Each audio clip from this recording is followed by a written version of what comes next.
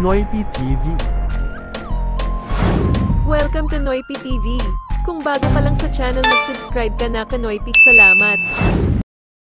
Welcome mga Kanoypi. Kung bago ka pa lang sa channel ay mag-subscribe ka na at i-click ang notification bell para updated ka sa mga latest videos. Salamat.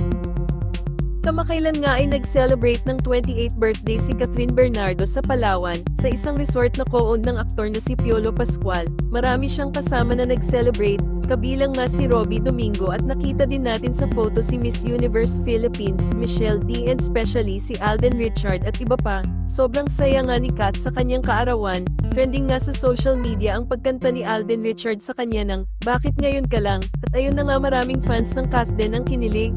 Anyway, si Catherine Bernardo ay iba talaga ang datingan ngayon. She's sexy and hot after the breakup. Speaking of sexy and hot, si Catherine lang naman ang model ng Mega Magazine. Makikita mo doon, mapapawaw ka na lang talaga.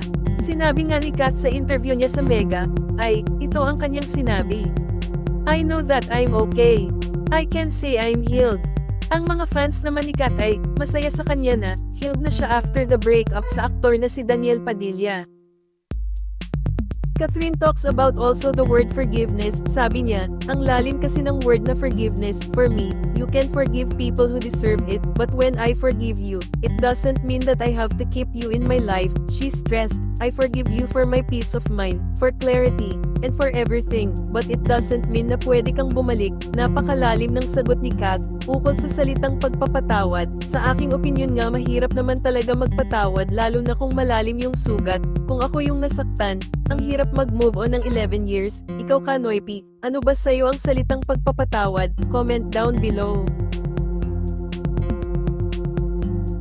Catherine Bernardo about blessing, at ito ang kanyang sinabi sa Mega.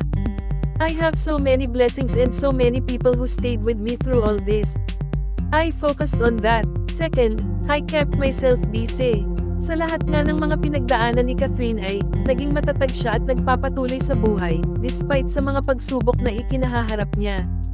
Anyway, ang mga Katden fans ay, excited na sa part 2 ng Hello, Love, Goodbye. Kilig to the bones ba naman ang ilang Katden fans, at matindi ang pagsuporta ng mga fans para sa kanilang dalawa ni Alden Richard.